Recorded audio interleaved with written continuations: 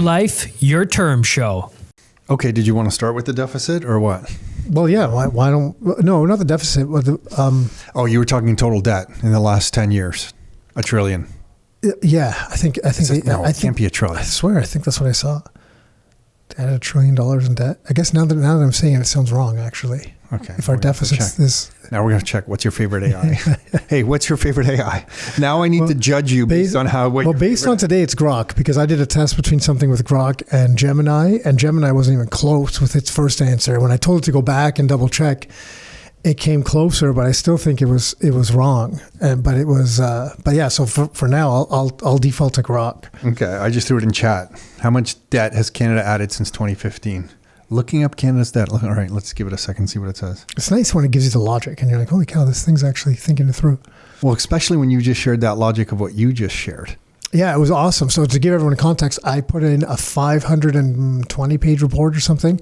There was a combination of a number of other reports, and I was trying to look for the total individual, basically listings for a period of time through a brokerage. And I'm like, hey, how many individual MLS numbers were on here? And what it did was it said, well, I can review everything one by one and then cross-reference it, but it's like, it seems like a lot of work. So what I'm going to do is it figured out a pattern, and it said, like, at the end of every so often there's a break, and it gives you the averages of the previous pages. So it's like, I've recognized that this thing is made up of 40 something individual reports. And if I just take the highest number, like the last number before the break of those, of each report, that's how many records is in that report, and I added up all those numbers, and here's the total. So it's kind of crazy when it put all that together, like the logic that it used to piece it together was kind of nuts versus just trying to, like just counting lines or something like that. So it was far different than a lot of, what I think most of the time I used it is just kind of gathering information, asking it questions, and it goes and pulls different information. But then to see it using logic, like that's kind of the same logic I would have done myself to go through it. I would have had to scan through the 40 reports, find the breaks, write down all the numbers, add them up. So it saved me a ton of time, but it's kind of the same logic that I think a lot of humans would have used to try to come up with that number. And they both came, I did it in Grok and chat just to share, and they came back as 600 billion. But wait, because you're actually right, because then it started saying net debt. And I hate when we report net debt, because what we do is we take the Canadian pension plan, the Quebec pension plan, and like deduct it off our debt. Like though that money isn't owed to the people who contributed to those programs. Like that's not an asset. Imagine telling pensioners, your pension fund is an asset to the Canadian government. Yeah.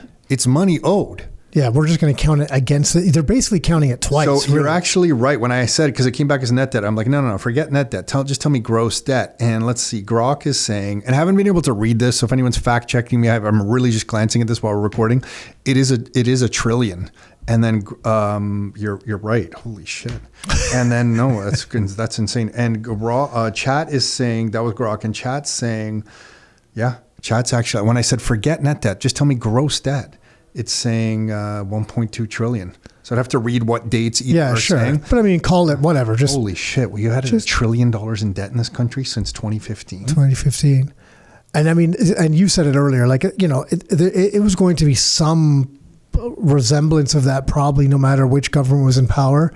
Although to be fair, like that, I think I agree. And this isn't, it doesn't matter. Conservative, liberal, NDP actually might have been much worse. But I do think, and I won't comment on the current budget because we'll see how that one ends up, because I think it'll be far more larger deficits than what they're saying anyways. But some of the policies that we've had previously and some of the things we've just outright wasted money on, I don't think that I think a more responsible leader or more responsible team in power, whether it was liberals or conservatives, could have done a lot better with that. But the people that are in power now, like they're just or were in power, like that team, which the majority of them are now, they're just stupid. Like I'll just say it outright. Like when it comes to fiscal management, they don't know anything. I think like they're so more than that. clueless. Did you see that one clip of that one minister who's being questioned about, like, do we security screen refugees that are coming into the country? Yeah. And it's like, no, well, we're short staffed. We just let refugees in and then we do the security screen after. Again, in this world, I never know what's real and fake. fake anymore. No, I don't know if that's real. No, but when I quickly checked and looked for the proof of that, it does seem like that's a current clip from November 2025. That was a parliamentary committee. And the guy asked, he's like, so you're just saying that they can click a couple buttons and self-declare as a refugee, and then we're doing all the security stuff afterwards. After they're in the country. He's like, yeah, we take their information. He did say they take their biometrics. So if they commit a crime, do nothing with at least we'll know. At least maybe we'll know who it is. I don't even think those those databases are synced. So we probably, if they do a crime, we wouldn't even know it was them. But anyways, but I'm just trying to get into the mind of the minister. Imagine you're the new minister of immigration, new to the job, so you can't even take credit for any of the other baffling stuff that's gone on. You're brand new.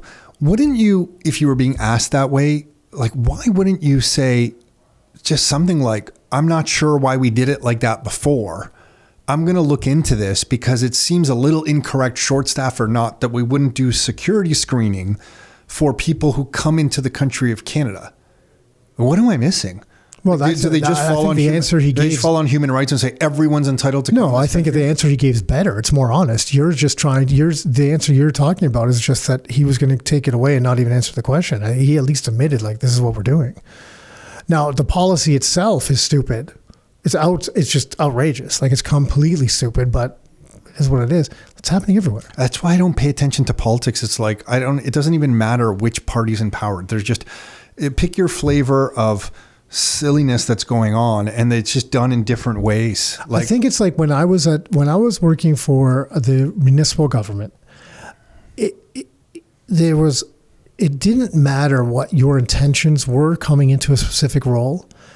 There was so much red tape or so much policy or so many restrictions in place that it very quickly suffocated anyone that was coming in without the authority to make wholesale, wide sweeping changes quickly, because you would just lose any momentum. So you come into something that it's like walking into a room and it's just, strings going in every direction right in front of you. You cannot make it to the other side of the room. Slowly trying to crawl through all of them maybe, but by the end of it, you're just like, screw it. I'm just going to stay here. And I think that's what happens. I think a lot of people, I truly think there's a lot of people that come in with good intentions and they're like, I can really make a difference. And then they get bogged down in just the government machine that is just the most inefficient, worst run machine ever. And we have not had a strong enough leaders team, whatever you want to say, to be like, guys, it's time to make this change and make things really start to make sense so things can operate again. That's the problem. Like, I don't even blame it on each individual person. But as a collective, it just doesn't work. Like, they need to rip the Band-Aid off. It's a shit fest. Like, I just don't even know if it's fixable at this point. Like, what would you fix with all the regulations? Like, it's almost like you have to just tear it all down. Yeah. Like, I don't even understand. Like if we get into the discussion, go to the base layer of money as the problem and work up from there. Like, because we know foundationally what is incorrect with the economy, that you can't really fix the system until the money at the base is fixed. It just feels like a pointless task. Yeah. Yeah. And I don't think a lot of people that, that it doesn't impact them every day, they don't really feel like there's a problem. Like and I think there's a lot of polls and stuff like that. And what hit me the other day was last week. I was at the Oakville Farmers Market, still open for a few weeks, and I was there and I was talking to a guy that was working there. He wasn't one of the farmers. I guess he was either knew them or was working for them selling stuff, right? And I think he said he was 70. Lived in the area someplace. I'm not going to kind of say where, but he was an older gentleman, lived in the area someplace. And we were talking about the price of steak. And he told me that he had not had steak. I forget how many years he said. I want to say 5. No. Might have been 3. He's like, yeah. He goes, I go to Fortino's for all my meat. And he goes, I just look at the cost of it. And it just doesn't, I can't really make it work. That's just horrible. I just hate to hear that. And that's what I'm talking about. And people that aren't in that situation, they don't realize the impact it's having on people. Agreed. And the thing that pisses me off is that this is Canada. Do you know what I mean? Like, these are the people that have been here supporting one of the quote unquote the better countries in the world. But we need to be supporting these people as they get older. We need to be supporting them. We need to create an environment for them to thrive still, but instead we create an environment where they feel suffocated. And I know, and we don't have to go into the cost of living thing. We talked about that last time, and everyone around is looking at prices and being like, "What the hell's going on?" No, but it is. It hurts. It hurts when you see the impact on actual people. There's a recent Moonshots podcast with Peter Diamandis, and they took some survey that was a global survey that just came out. It said the top fear worldwide right now, cost of living, number 1, worldwide. Yeah. Number 2, unemployment. Number 3, poverty. Those are the 3. Yeah, which they're all basically all go And you know together. what you might get, like with 7-8 billion people in the world and the way that the wealth is distributed in the world, poverty might always be in the top 3 because let's face it, the way the world is set up, we don't do a good job of spreading the wealth around the world. It is kind of attracted to pools of capital, those with hard assets, right? But to see cost of living as the number 1 top fear worldwide right now, I'd love to know the history on that kind of survey because that seems pretty appropriate right now. It'd be nice to see where it's over the last 20 years, how it's, sure. yeah. But it does feel like everyone I bump into will make some passing comment on like, holy smokes, I was at the Jays game and did you see the cost of getting like 2 hot dogs and like a beer?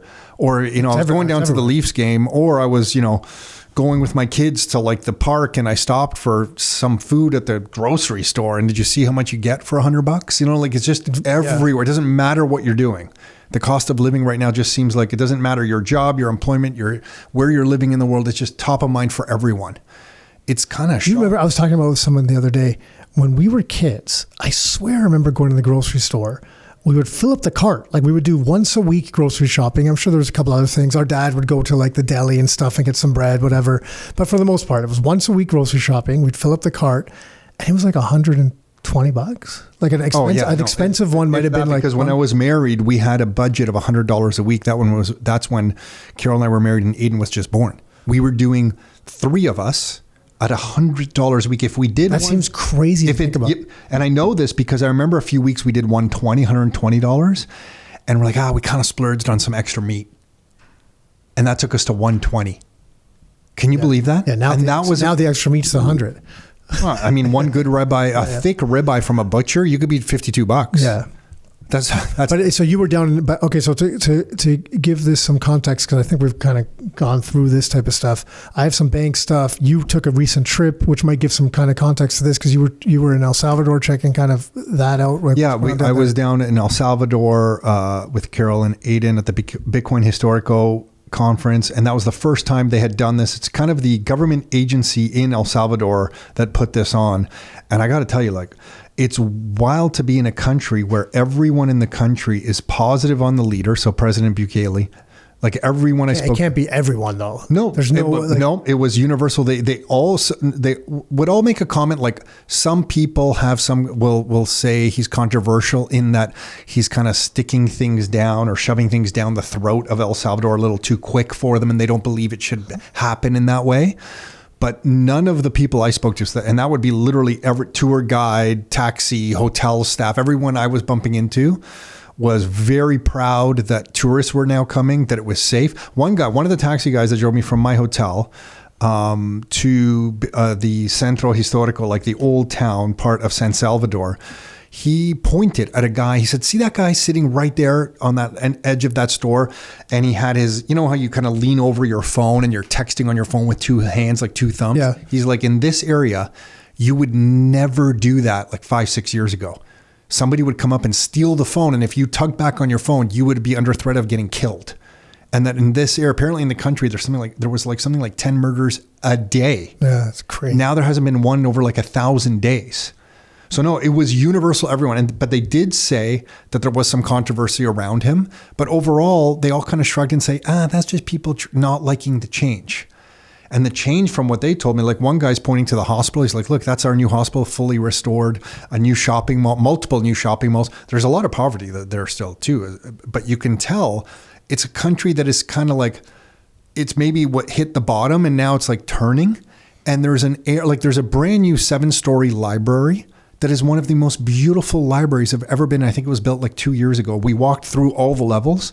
It's books, games, Spider-Man, full statues of Spider-Man, Batman. It's cool they're spending money on that type of stuff. That's knowledge is power. They're trying to kind of provide that for the citizens. It's a nice thing to spend it on versus a statue in a park, Clean. Everyone felt safe. That library in the downtown area, it's open 24/7. Starbucks, which I basically refuse to go into because to me, the coffee around here at Starbucks is just like not even drinkable if you have a straight espresso. I wanted to try the Starbucks there. It was a 3-level Starbucks that I guess is the flagship store now for Latin or Central America. Stained glass windows, books, multiple seating areas. I just had a straight espresso, which I'm telling you, at a Starbucks around here, you can't have a straight espresso. It's not even drinkable. It's not drinkable. It isn't. I don't drink nearly as much coffee as you, and it's not great. But their beautiful espresso, it was just shocking and clean, and it just felt like all the conversations were how many schools they're opening, how many books they're putting in the library, where they're introducing a new diploma program for the kids. The one gentleman that I spoke to that was our tour guide in the historic area, he said that he's 20 years old. He lives about 35 minutes away from the downtown historical kind of area of San Salvador, close to the airport. Do you know when the first time he ever came to that downtown area was? He's 20. When you were there, I guess? 2 years ago. He goes, for 18 years, we never left our little area close to the airport. We never came to downtown San Salvador. So dangerous. And we had a saying, there's a family saying that like, when you leave, it was something along the lines like, when you leave home, try to make it back. We don't want to find your body on the street. Like they had this saying like, please make it home. Crazy, yeah. We don't want to be finding your body on the street. He never made 25-minute journey to downtown San Salvador until he was 18 years old. He took tourism at school, but he wasn't able to use it. There was no tourists. Now he's in the downtown area doing tours, proudly showing off what they've done. He showed me their, by the way, he brought up their Chivo wallet, you know, the app where they get Bitcoin. And then he said there's 1,000 bank machines. He took us to one, and each of these bank machines has a couple people to help people with it. And if somebody from the US sends you Bitcoin because they're working in the US and sending money back home, you can go to these bank machines, and if you want to turn it into US dollars to spend kind of locally, you keep the Bitcoin, or these bank machines will spit out the US dollars right from your app. You scan the QR code on the app at this like physical bank machine, out will pop US dollars, or they will use Bitcoin directly. I went to Bitcoin Beach in El Zonte, and they have signs like the stores and the hotel I was at, and the lady was telling us, oh yeah, like we've taken a lot of Bitcoin in this past year. Yeah. We're all familiar with it. Just behind the bar, like kind of like a wrinkled sign saying like Bitcoin accepted here, like you would see. Well, it's cool. I mean, Square came out now in the US, and you see the number of US vendors starting to take Bitcoin. And we just had someone from Florida see the sign in the coffee shop saying, "Oh my God, they take Bitcoin," and they were just sending that. Yeah. So I mean, I know they've been doing it longer down there, but it's you're seeing more and more of that everywhere. And I guess my takeaway just from there to conclude the El Salvador discussion was just it was weird being in a country where everything was like improving. People were excited and hopeful versus I feel like in the West, whether you're in Europe or in Canada right now, because I can talk to those two places from direct experience, people are like, the cost of everything is more complaining, like cost of living, safety, security, what's going on with the government. It's felt like people were directed to the right places: jobs, math, sciences, hope, future, savings, library, reading, books, diplomas. It's like when you were in Dubai and you saw the amount of capital going into Dubai to create new infrastructure and create a different environment for people. For another safety. So the safety is in Dubai because they're pretty strict on stuff. Especially if you have a family. Yeah. So, I mean, a number of people, like they'll post online about the Dubai test where they'll go and they'll leave their wallet and a phone on a table someplace and like go to the bathroom in a restaurant in a coffee shop and just leave it there. And it's there 10 minutes later when they come back.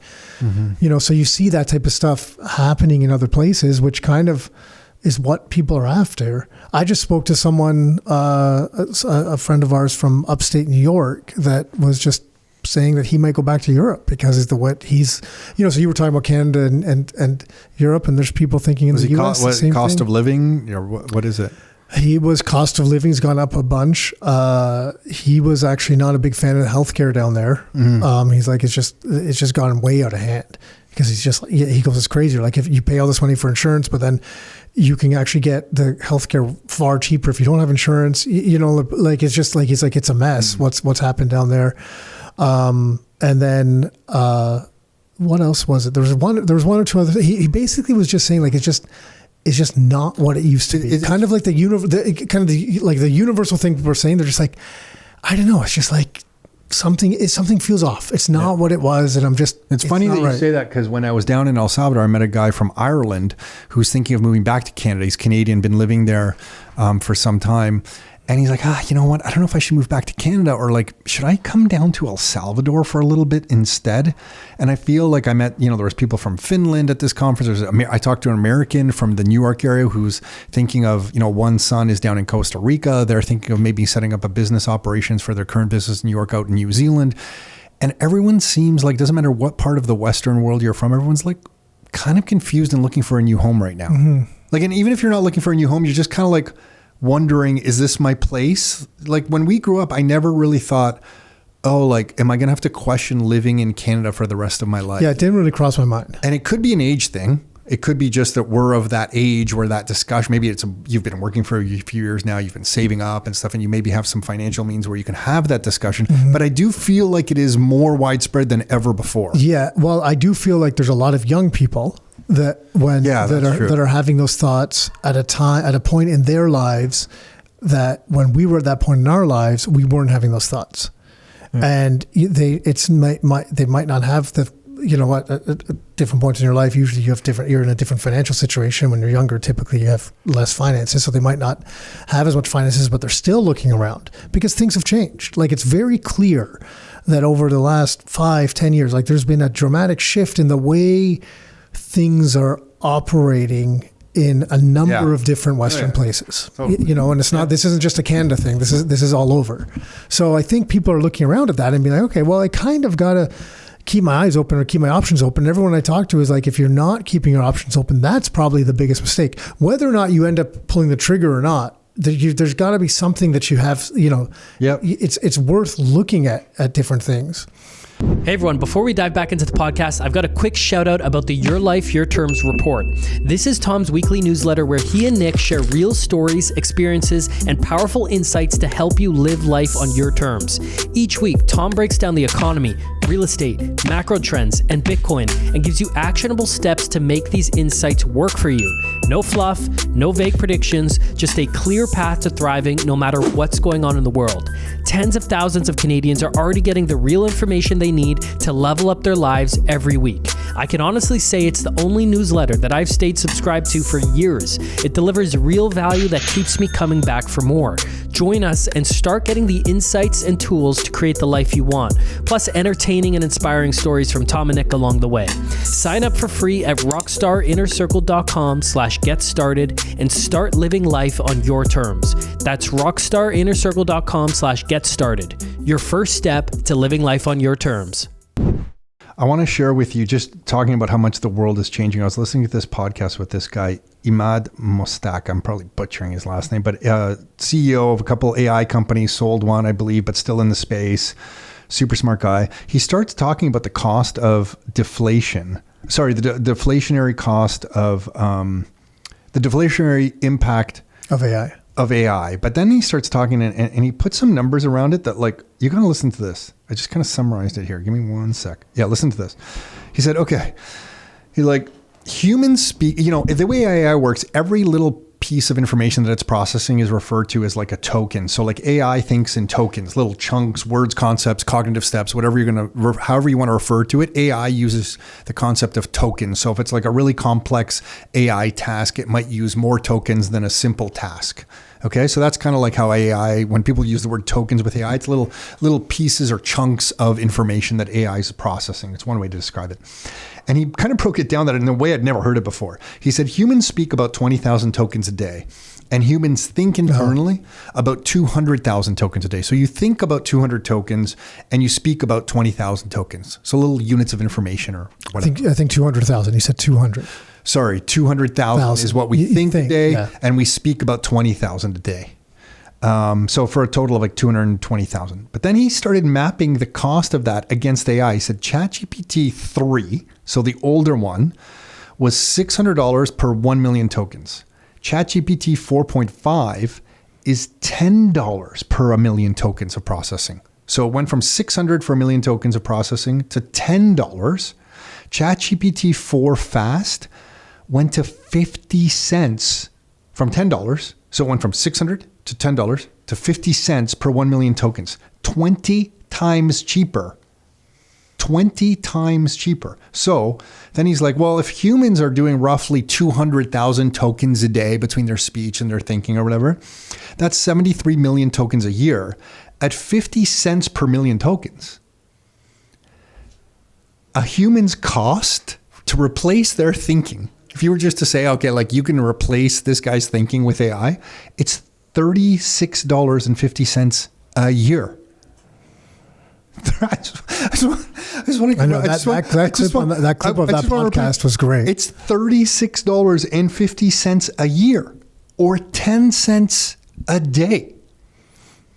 And I'm not talking about someone who's running electrical wire or putting up drywall or taping, but like if you're... No, this is very high level, just to get people to understand. But you know what? It's becoming less and less that. Like I think you and I both know because we've both had recent experiences with AI where you're like, holy shit. Yeah, but I just mean the analysis, because there's a lot of other things involved in that. It just makes you think of like, what is the deflationary impact that is happening right now. And then I'm listening to another podcast with Alex, I think his name is Alex Means, and he starts talking about hyper deflation of intelligence. And he starts saying that he's quoting Sam Altman of OpenAI. And he's like, Sam Altman apparently said on a recent podcast that it's gotten 40 times cheaper per year to run intelligence on their platforms. Not 40%. 40 times cheaper is like 4,000% more efficient. Like that is completely insane. Like Nick, if we were to put it in the real estate world, imagine you built like one house a day and you were like, okay, like we're pretty good. Like we're pumping out one house a day. Like this is a pretty big accomplishment. And I came back to you and said in another day that no, like we didn't just like pump out an extra house. We did 40 times more houses every day. Like the amount of deflationary impact that's coming in is kind of insane. And I had a recent experience except for the physical stuff so far. Until the robots or humanoids or whatever are more prevalent.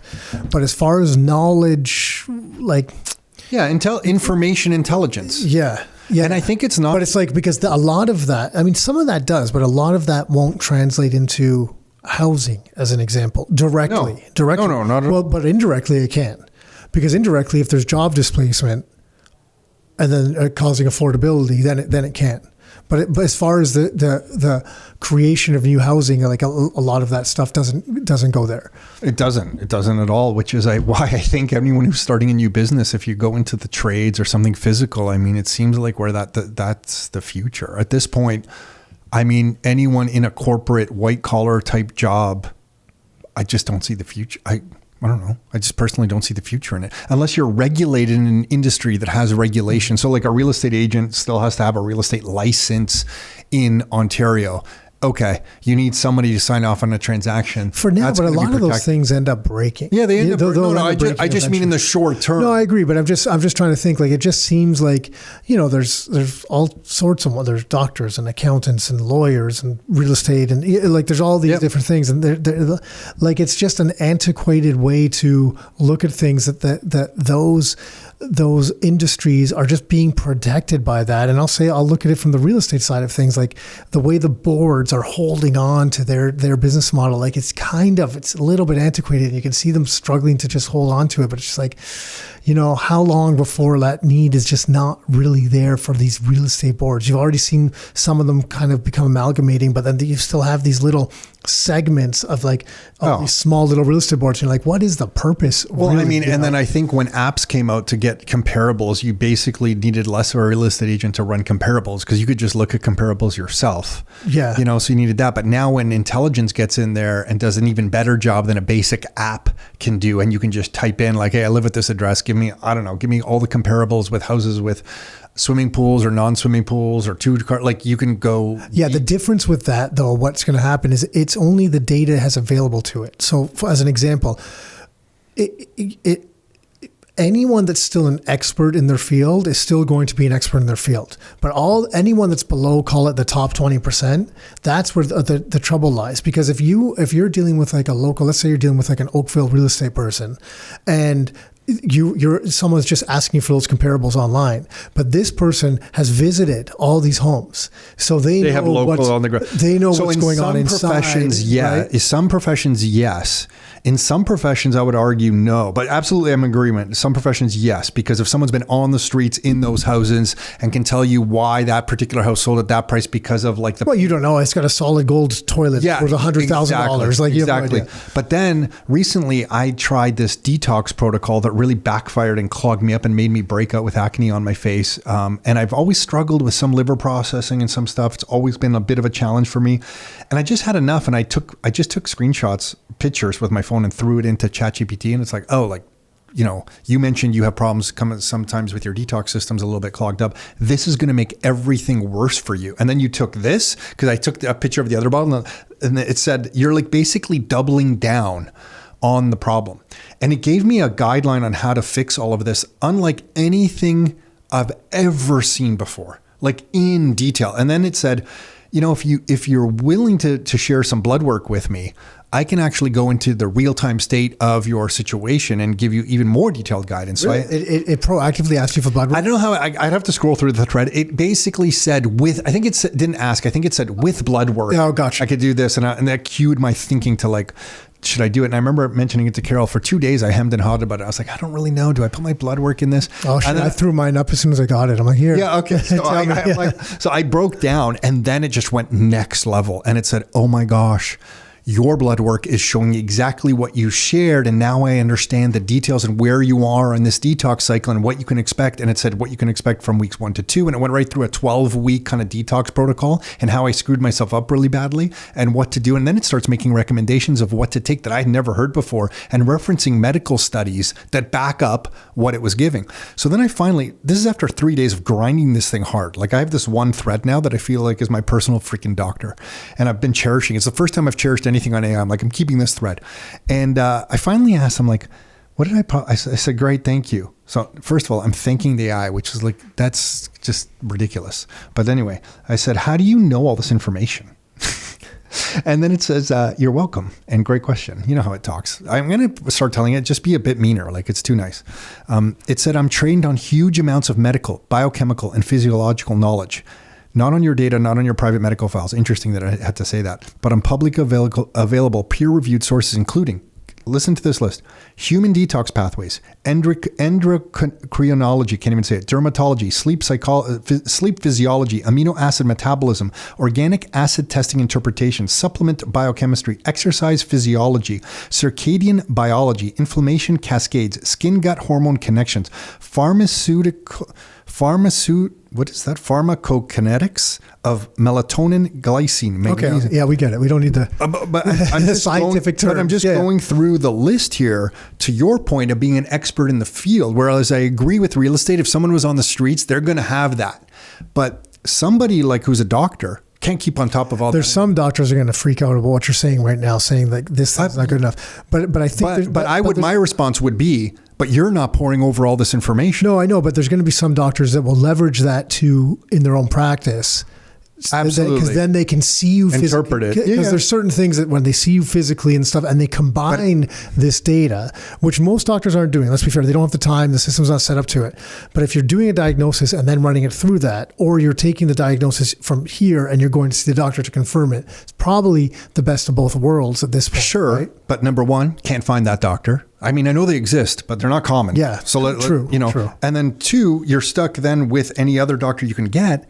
And then you technically have to guide them using your AI, which you are better off because then you can at least say, hey, I've read this. Is this right? Maybe they can use some of their experience to give you some guidance. But with this, I feel you're much more armed than without it, with information. So in this particular profession, medical specifically, I don't think there's many doctors that can go through that much information. Well, it needs more time. And the way that our general practitioner system is set up, they don't have the time to do it. Because they're just pumping you in and out in 10-minute or 15-minute appointments. Like it was weird. Like when I sat down with Dr. Caitlin Link there on a benchmark who we've had on the podcast.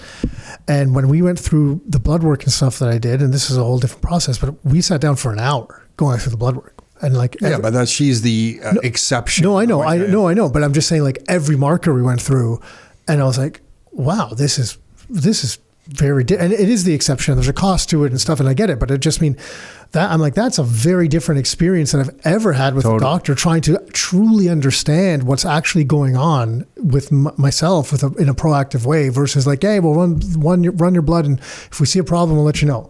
I wonder when we get to the point where you can trust, because let's face it, right now, can you trust some of this AI and what it's telling you? No, but I wonder when we get to the point where you do trust it. And it's like the profession throws up its hands. Anybody with integrity and says, you know what? Yeah, I can't match what you're getting from there. There'll be too much money involved. They won't. It doesn't matter if they won't. I will, as the user, decide the value. And so it literally doesn't matter. Like the regulatory bodies can say, no, we don't approve of any of this. It doesn't matter. If I have access to the information, I, the user, will conclude what's the better option for me. Well, I mean, I don't know. My guess would be it's probably just as accurate as most doctors for a lot of generic conditions, I would think. Because, and I'll tell you why, is because like I've been to the doctor many times where I've had to, before AI, where I've educated them on what's going on with me, and they're telling me one thing, I'm like, no, like I know it's not that, it's this, and here's why. And I'm trying to explain to them. And then we had an instance with one of my daughters where she had some sort of rash on her, I think it was her legs. Yeah. And our family doctor gave her a cream and it wasn't getting better. So we went to a walk-in dermatologist. So there's one that's in Toronto, which is a shame that like more dermatologists aren't easily accessible. You have to wait months and months to get to them. It's kind of stupid. But anyways, we went to this one and the guy looked at it right away and he's like, oh no, it's this. And we showed him the prescription. He's like, holy cow, no, you don't give it that. That's feeding the rash. The rash. It's feeding it. Like that's the worst thing you want to give it. And we're like, oh my God. So it was a complete misdiagnosis. Now this was a relatively small thing, but it was getting bigger and more intense. And then he gave us something else that fixed it right away. So, I mean, it's not like these types of mistakes don't happen already. I don't know how common they are in real life and in person versus this, but I mean, it's, I don't know. The path that we're on is unknown. And I think that, and it's literally every profession being affected. And I think that's what makes the world right now, on top of some of the uncertainty that we talked earlier about where do you live and cost of living and that kind of stuff, layer in of like what jobs exist in a few years with some of this stuff. Yeah, that's a big question for everyone. And what people are doing for school, because I just had this discussion with someone else too. Their daughter's applying for universities. And they're just, and they're just kind of a little bit confused. Like, hey, they're taking this. I have no idea if that's the right thing to do because there might not be jobs in there in a few years. Mm-hmm. Like they're totally the only thing you're going to now, college or university for me, is you're learning deadlines, resourcefulness, resiliency, the ability to handle stress, the ability, if you're hopefully working on teams, the ability to work with other people so your social interactions get better. If you live in a student rental house, you have to deal with 5 other people about grocery shopping and cleaning the house, and then maybe making presentations in front of a lecture hall, so you kind of learn those skills. It's all those things, I think, that you can still get from university, but the actual knowledge itself looks like, to me, it's been so watered down, unless you're in maybe like mathematics or computer science at Waterloo. Engineering and some engineering programs at the schools. Some of the other just pure education level seems like it's weak, watered down, dated, or not useful. Oh, they're businesses and they're just looking, they're trying to get more people in there to make money. Yeah. That's all it is, really, right? It'll be interesting to see where it goes. Yeah, I don't even necessarily agree with you too much. I think just putting in different situations, or I guess I agree with you with the skills you learn, but I think to spend 4 years and the money that you need to invest those skills, you can get them elsewhere. Like you don't need to. But if you were to... You can still go live with your friends and start doing other stuff. But remove the money for a second. Just remove it. Let's say it was free. It's probably a good experience to go through and you'll pick up those skills. I know it's not free. Mm-hmm. So I know there's a cost. But I think for a young adult to go away from home and pick up those skills. I don't think you need it for 4 years. Okay, well, sure. 2 years, whatever. No, I'm just saying you could travel the world in 4 months and you can learn all the skills. No, but the same kind of things. Sure. So then go travel the world. I just mean to leave home as a young adult.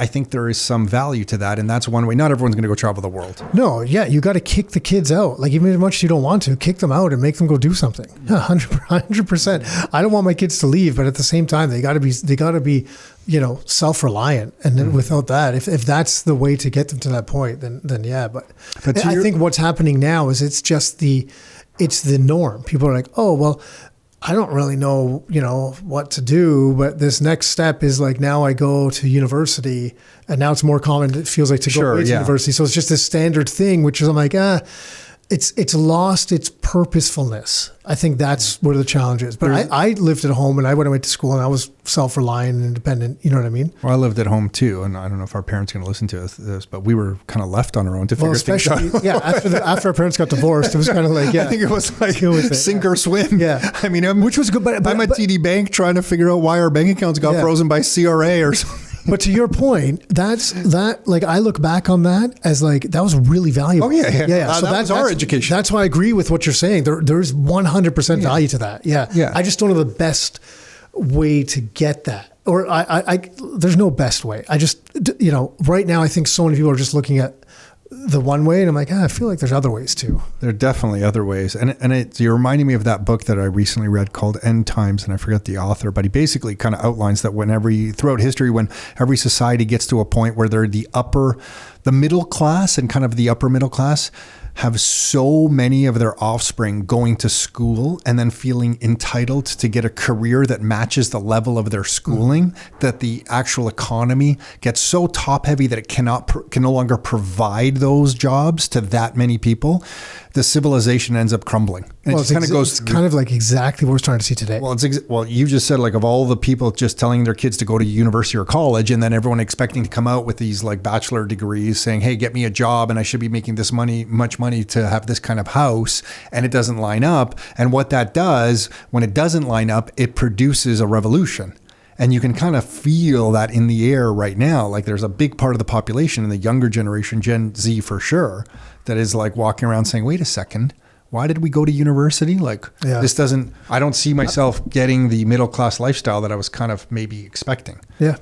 Yeah. I was just down at one of the schools, one of our student properties, talking to some of the students who I hadn't been at one of those properties for a while, actually speaking to the students. And it was always insightful before, because I kind of got like on the grounds knowledge. You probably got it through your kids because they're going through that now and their friends and stuff. So I kind of didn't get that.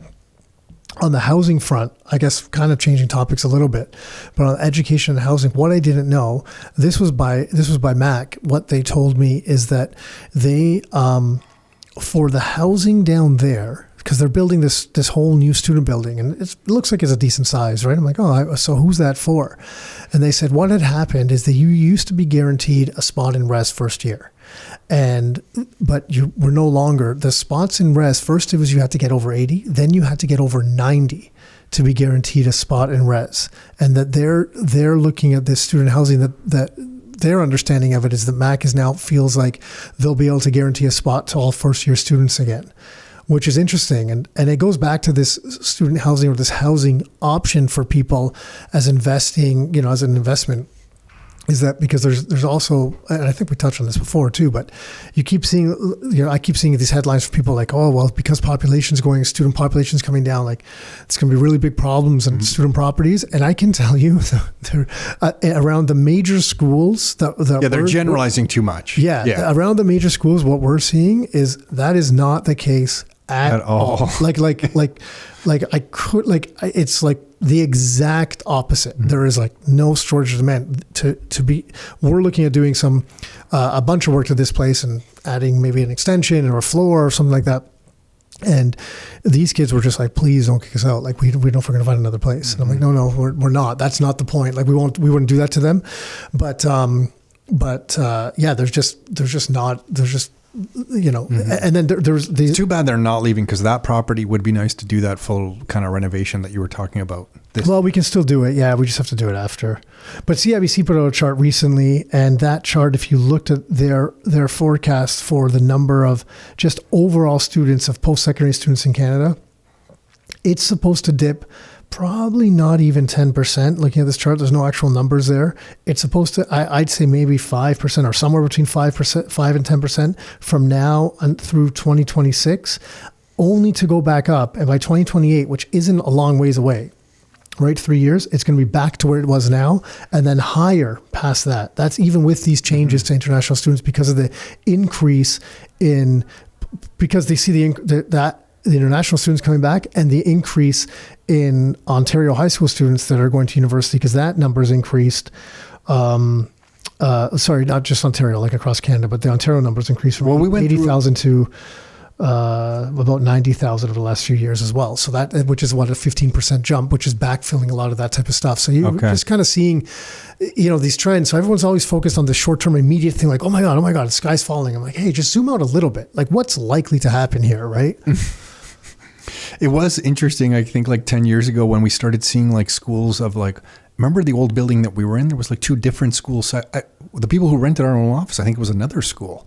It was just multiple schools. Those random, yeah. Like it was just tiny little campuses that could seat. Yeah, it was like people. Tom and Nick's University, and then you would enroll 100 people at however much a month. Yeah, it was a total scam. About like Western or Queens or Brock. Those things were a total scam, and they were always a total scam. And finally, it came out that they were a scam. And some of them grew big. We don't have to name names, but some of the colleges really kind of almost blew up in enrollment. Well, I think it's out. I mean, Conestoga, I'll name the name. I think there's all sorts of numbers about how there must be others. There's others, but it's just how reliant they went on international students, and it's just a number of the college. It feels like the colleges more than the universities overall. Well, probably the barrier to entry was lower. Yeah. Right? Yeah. And then people were showing up and not even going to their program, but they were already in the country. Well, then we got wind. I remember some people started telling us they knew people coming into the country, enrolling in those programs. That's how they came in as a student. Then they would get a job as like a truck driver, long haul driver. Remember that one? Yeah. It was a long haul driver. And as soon as they secured the employment as a long haul driver, they could quit they dropped out of the school like within the first like 3 months. And now because they had that job, Canada wouldn't kick them out and they were in the country as like a long haul. Do you remember someone telling us that? Yeah, I know at one point you could, if you got accepted as a student, you could bring your spouse and they were able to work. Yeah. Right. So so it's just kind of that kind of stuff. Yeah. So, I mean, it's just like, it was it was totally abused. Like, it's very obvious now that it was totally abused. What has changed about that one student rental that you just recently brought up of ours that we were going to do? Like, what was the thinking change on that? No. So this is interesting because we were just talking about AI. Basically, I spent a half hour with AI explaining some things about some of the options we were looking at. And we're like, well, what if you had to teach AI what you were about to ask it? No, I didn't teach it at all. I just started asking questions with any data that I had. Like I had like, what's outstanding on the mortgage? What's the rough property value? How much income can it generate? Like whatever, like just standard stuff. But I started throwing it in. I'm like, we're thinking about doing this versus this. What if we combine, like there was questions like, what if we refinance and use some of the money for this? And then we took a little bit of let's say we took out $250,000 and we used it for renovations and we put in, we took another 50 and we put it into Bitcoin, and based on this number, what would that be? If the house was appreciating at this number historically versus this number, how would that financially compare to this other alternative? It was flipping awesome. Like, it was awesome. It was like having a conversation with someone that could just think well, and it just gave us all sorts of different options. And, that's what got me thinking. And then then it was basically talking to Victoria, who was in here at one of our team meetings, when and I just had to clarify what some of the zoning kind of restrictions were now, because I didn't know the links. Like the lot coverage? The lot coverage and parking requirements, because that was a big one before when we were looking at this type of stuff. Parking, There was, because they're a lot more, I shouldn't say lenient, the rules have changed now with what's required, right? So, and then when she was able to say like, I think you're able to get this now, it became an attractive option to potentially redevelop a portion of that. You can see how real estate investing is morphing in front of our eyes. And I don't know if that's just the maturation of a real estate investor, but like with Craig Race, what he was talking about, how more people are doing laneway housing and kind of garden suites in Toronto, and how the numbers are, and Victoria Swen was talking about the same thing. And now we're talking about doing this particular property is a Hamilton property. You can see the opportunity, because if you can turn a single family home in one of these areas into like a multi-unit, the number, and do it so that it fits with the neighborhood and the whole thing. But the numbers on these properties, these aren't massive construction projects. These are totally doable for anyone who's in real estate investing. And now all of a sudden the cash flow numbers on these things are coming drastically different. Yeah. We had, we did at a Your Life, Your Terms event years ago, like a long time ago. Andrew got up. Andrew he's a guy on our team, for anyone listening. He got up, he was talking about a presentation. He was giving the example that he looked at now these single family lots when they first started changing these rules. This was probably, when was that? Mid-teens? Yeah, maybe. That's what, 10 years ago 15, or something. 16. Yeah. So he's like, he goes, do you remember, when I was growing up, he goes, I knew some Italian guys, or he's Portuguese, so some Portuguese guys, they came into the Mississauga, Brampton area, they bought up this land and they held on to it for all this time. And I see these guys selling this land now and they're making buckets of money. It's like a big land grab. He goes, a lot of people can't get into that land grab now. And he looked at he's like, I look at the single family building lot as like, that's the land grab now. And, and it always stuck out with me. I'm like, that's a really good way to put it. I've never really looked at it like that. And years down the road, because those changes had started happening now. To be true, yeah. Because those changes had already started happening, but they've gone so much further that it's really proven to be true because there's so many more opportunities with that piece of land of what you're able to do with it, which has gotten really interesting. There was a slide once that showed that. I forget. It was basically Toronto's growing up, and every big older city has multiple multi-unit housing blocks all around the city. And we've never had that. We've had a lot of single family home blocks. Yeah, we've had single family home. We've had some not that many little major arteries. We've had some 3-story, maybe not even 4-story. I think 3-story apartment buildings for the most part, small, like sixplexes or something like that. And then in the core, we've had condos. Yeah. And just condos, not even mid-rise and stuff. And now we're finally diversifying more and more out of that. Like Toronto's changed, all these municipalities have made changes. The upside of putting more people and making it denser is you do get more restaurants, more cafes, more walkable living. Once you do this kind of thing, I mean, it'll take years and years and years for that to really kind of develop. But I think they just made some changes in Toronto to allow like corner stores and stuff like that for that type of thing. Yeah, you need and that again. I think that I think that's healthy. Yeah, I think it can create I think it's a positive for any city because you start creating community again. And personally, and this is just me, I feel like one of the things lacking right now, one of the reasons people are looking around going, what the hell's going on and stuff, is there's a real lack of community in many areas around here. And I think that's the difference. What I mean by community is, there's not the place, because you see it in Europe. They're like, where do you get up and you walk to on call it a Sunday morning, Saturday morning, but it could be every morning.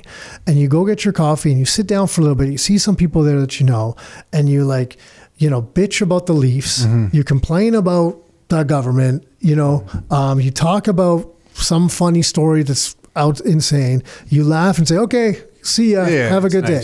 Like there's just not that. You barely even see, in the winter. When do you even see your neighbors? No. You go in the spring. You go outside. Open your garage, drive in, close the garage, and you're like, in the spring, you're like, oh, the neighbors are like, hey, like you reconnect. So there's just that lack of that overall, and I think that's one of the challenges.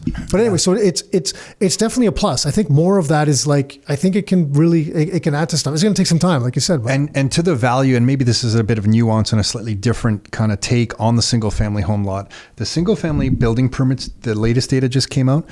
Single family building permits in the country of Canada are down to the lowest level. It looks like from 1982. Yeah. So like the amount of building permits that we have for single family homes in this country is at absurdly low levels. We just it's insanely low. So for any real estate investor out there looking to acquire a property or currently has a property, you basically have a unicorn in this country right now, especially if you're in a metropolitan area. If you have a good single family home on like a good single family lot, like these things are... Oh, yeah. What's interesting, there was a chart that was shared. It said the StatsCan's the source, the data is the source, and it was someone on X, John Flynn. I'll give him credit. I don't know if it's his chart or if he grabbed it from somewhere, so I just want to give him credit. But it shows that in the 70s, about the mid-70s, it looks like at its peak, it goes back to about 1970. There was one single detached housing start for every 171 Canadians. Today, we're down to one single detached housing start for one in every 757 Canadians. That is 2024. So we went from 1 in 171 to 1 in 757. And it goes up and down the way, but it continuously goes down, goes downwards. That's a massive difference. And I know we're having like more rental construction, things like that, and that'll change the makeup of things. But that's just a massive difference. So it'll be that's going to change the dynamic of things as well overall. I'm just looking at some of the latest other data kind of tied to, real estate employment stuff. I didn't realize that we hit about 25% of public sector of total employment in this country. 25% of it is the government. Public sector share of total employment is like just touching 25% right now. Yeah. How much has it gone up? Is there a graph there? Like, what's it gone up in the last 5 or 10 years? It was, it was 22% in 22% around 2002. So it's gone up like 3%. Since in 20 years, that's it? Yeah. I'm shocked. Yeah. I don't know. That's the data I'm looking at. I'm shocked because I've looked at other ones. It doesn't look like anything like that. Well, maybe I could be wrong. Yeah. I mean, yeah. Because when they were going on hiring sprees at one point in time. Yeah. Well, yeah, it kind of went straight up during the pandemic. That's public sector. I was talking specifically federal government. That's entire public sector. Oh, yeah. So I think if you look at the federal government, it's crazy how much the federal government employment has gone up. Yeah, that'll be provincial, municipal. Total public sector. Everything. Yeah. Okay, that's different. A little bit more muted. Okay, so then interest rate predictions now for, where are we? We're November. Before we get into interest rate predictions, I got to mention something because I was blown away when I got this stuff. And this is an anti-bank rant. Okay, so if you work at a bank or if you deal with mortgages at a bank, you can listen to this because actually you're not part of the problem. Whoever's sending these notices, I'm part of the problem. Bank? No, I worked at two banks. They wouldn't let me into a bank. I get frustrated when I walk into the bank right away. They're like, oh God, here's this guy. Actually, they all like me, but they're like, I'm a pain in the ass. As a teenager, I was told to push Visa cards. Think about that. Did you get a bonus if you? I never did it. I just didn't feel right. I couldn't tell someone. Would you have got did you get a little bit of Smith? I think you were enrolled in a contest to win Blue Jay tickets. One of the points when we talked to someone at TD, I have no idea if this is like this anymore, but the guy at TD said he had quotas for all that stuff, for lines of credits. I think there was. Stuff. I was a part-timer, so I didn't really, but I think there probably was. This was like 15 years ago, so I have no idea how they... Here, take some debt. You're a debt dealer. Basically, I was a debt dealer. I didn't realize that. I was a debt dealer. Yeah, that's actually true. I was a debt dealer. Hey, you want some debt? And now you're a tax collector for the government. Now we're all tax collectors for the government. We all just choose different methods to collect. Yeah. That's how I should ask people, hey, so how are you collecting taxes for the government these days? Oh, you're a doctor? Oh, good for you. We're doing some real estate stuff, just trying our best. So we've renewed a couple mortgages just recently. And some of I just want to point this out because this is just so... is a bit of a pet peeve. They send you these renewal notices in the mail, right? And if you don't know any better, you choose one of the options and you renew your mortgage. That's it. The problem with these renewal notices is that, this one, for example, this one, where is it? The 5-year, I couldn't see. Oh, this one was shorter because there's not that much left on this mortgage, but it's like the 2-year option or 3-year option is probably it's just over about 2% higher, roughly about 2% higher than what we ended up renewing at. Right. This other one, the same thing. This 2%. Was the 5. Yeah. This one, this 5-year, for example, this came up, this was in the summer. And the on the paper, the 5-year renewal option was 6.39% as a closed fixed rate mortgage at 6.39%. I feel like this one, we renewed it at 4.05 or something, right around 4. I don't know. But that's how many people are getting ripped off? I know. That's 2.25% difference on this. People are getting outright screwed from these things. It's good to be a banker. And you have to call them and be like, hey, I'm getting a better offer. Just go online and be like, hey, look, someone's offering me this. There's a better offer here. Just match it. And they'll do it. No, hands down. But what percentage of people just fill out this form or select one? And that's it. Or and you remember when I did that for our family? I know. For years, our dad. That's how. I just didn't respond. I got the notice, and it said if you don't respond, it'll be renewed. And I thought, oh, great. Which is worth. That's great. Thank you for renewing. Well, because they probably renew in these ones, they probably renew you at the 6-month variable. So the 6-month flexible. I guess the 6-month open. I think we did a 1 year. Oh, so the 1 year, 6.29. The 6-month flexible was 7.66%. But it's just so it's a 2% difference in that example. That's 33% difference. No, it's massive. Like it's massive. Yeah. This one, it was over. I think one was around 2, one was about 2.25 when I looked at it. So it's just a pet peeve of mine. I had to say. So let's just get this out there for the record. If you are renewing a mortgage at any bank, reach out to a mortgage broker for a competitive rate, and then go back to your bank and saying, "I'm being offered this rate by this mortgage broker. Will you it match or beat?" And I'm telling you, it seems to me that 99.999% of the time they're going to at least match it, and often they will beat it. Just so you know, sometimes you don't even have to do that. Sometimes you just go online and go to like someplace that posts competitive rates, like one of the banks. I used Tangerine before now. Oh no, was it Tangerine? ING Direct before, because they used to have like more competitive rates. And I just went to the bank and I said, "Hey, look, they're offering this on their website. Are you going to match it?" And they're like, "Yeah, okay. We'll match it." So I didn't even have to talk to a mortgage broker or anything. Like you can find other options. Sure. But you do. That's even easier. But I'm just saying, or your thing works too. You got to do something. Save yourself thousands and thousands of dollars in interest payments. Do not ever just renew off these things without shopping around. I just got to share that because it's like a pet peeve of mine that they even make these offers to people.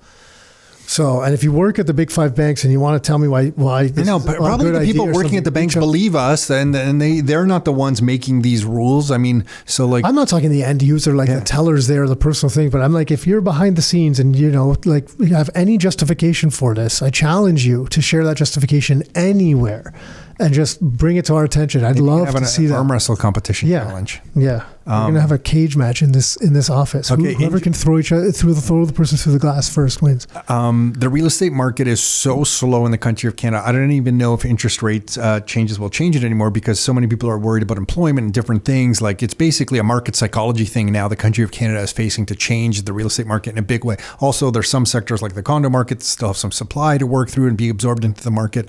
But interest rate changes will do some stuff to increase activity. So my question to you is, at this time next year, let's just go to the spring, June of 2026, how much lower will the overnight lending rate, the variable rate, be from now? I shouldn't even say that, because they sometimes change. The overnight doesn't match exactly with the variable rate, the banks. The variable rate, how much lower will it be? Let's just ask it like that. Not much. Really, eh? Yeah.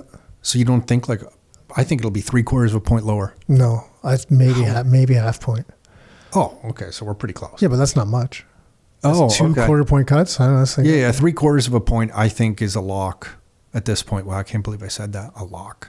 Yeah. And the only reason I'm saying that is when you're running deficits, when the country of Canada, because I don't think the government understands yet how much revenue they don't have flowing in there, because based on all these hearings we're hearing, nobody seems to be looking at data in that place. So I don't think they understand how much revenue the government of Canada generates at the provincial level and the federal level from real estate and construction. And from us on the ground here, what we are seeing on new construction, there's some stuff happening. I don't think they realize how much work they have to do to spur this on in this country. And we can all argue whether they should or shouldn't. I'm just talking about, it's a big part of Canada's GDP. It's not even them. It's like, look at the city of Toronto, like development charges. Yeah. Like, how much revenue are they losing when there's no new permits? Yeah. Right? Like, there's no condos. So that's why I don't think it's a half. I think I'm being conservative on my... because nobody believes it. Like, everyone I say this to is like, no, they'll never cut it. And to me, that's the time where we do have... They might do something else. I just don't think it's going to matter how much they cut, because I don't think the bond yields are going to go with it. Well, that's a fixed market. That's totally... Yeah. But they're borrowing. I mean... But it's two different things, because I'm just talking about the variable. If you want to talk fixed, that's a totally different game. Sure. Yeah. And we can have that discussion. So you're talking variable, but you brought up their debt. You brought up their debt. So you're talking to spur the economy or their debt, because if some of the debt's being financed by longer duration bonds, then the cut's not going to matter. I was just talking Bank of Canada overnight lending rate to spur the economy.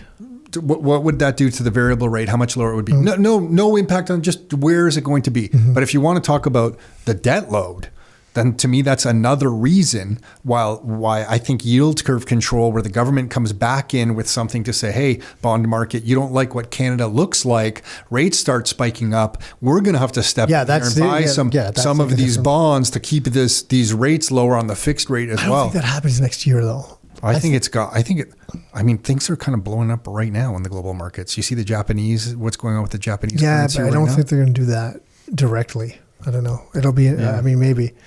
I don't even think 2026 is a long 12 months ahead. I got to be honest. I don't think they realize they don't how bad things I don't think are. they do. For those of us on the streets, I don't think the government realizes what it looks like. Well, the budget's a joke. Like even the, you know, I mean, there was that Toronto Liberal MP that came out and is like, we promised. Federal MP? Yeah, federal MP is like, we promised like a transformational budget. He has a video. Okay. They put out, he's like, you know, like some of these announcements, like they're okay, but this isn't what we promised, like what we were expecting. This was a Liberal guy coming out like, oh, dude, you're like, okay, so like he's in a lot of crap. I don't know if you you just know. want to take the economy down, which I guess some people are cheering for that. I guess you don't do anything with rates and just kind of let the free market, let things, set things where they are and let the market operate freely. I mean, you can do that too. Let's see where we are a year from now. Yeah, well, it's been so long. The market's far from a free market. It hasn't been a free market. No, it hasn't been a free market. But I mean, if you froze them, you could then let the market dynamics around the rates operate freely without manipulating the cost of money. What they're doing is they're manipulating like a puppet play, puppeteer trying to manipulate kind of the overnight lending rate, the bond market. But I'll say we're November. I think we're down 0.75 of a point. Let's see, by June.